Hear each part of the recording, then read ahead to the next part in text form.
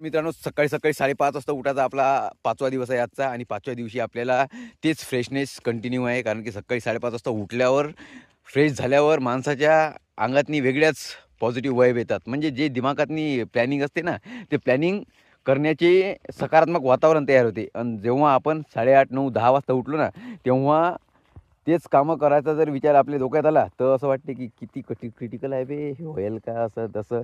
म्हणजे पूर्ण निगेटिव्ह हे फक्त 10 वाजता, 8, 8:30, 9, 10 वाजताच्या दरम्यान उठलं, तेव्हाच्या गोष्टी आपल्या दिमागातनी होतात.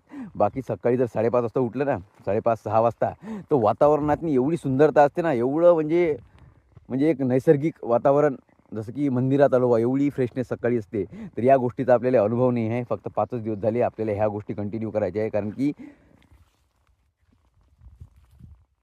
सकाळी उठल्यावर माणसाले अनुभव वेगळे येते आणि हे अनुभव घ्यायचे असेल तर सकाळी उठून पहा, तुम्हाला बी समजेल. आणि त्यातल्या त्यात मेडिटेशन जर करसाल ना, योगा, काहीच नाही, 10 मिनटं फक्त आपल्या श्वासावर लक्षच केंद्रित करा. आत घ्या, सोडा, आत घ्या, सोडा, फक्त 10 मिनिट.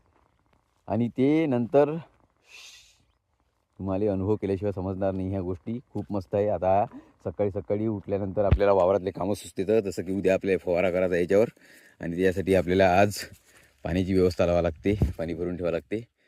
पाणी भरणं आणि टाकी आणणं, ह्या गोष्टी आज आपल्याला करणं आहे. छोट्याशा गोष्टी आहे, लगेच होऊन जातात.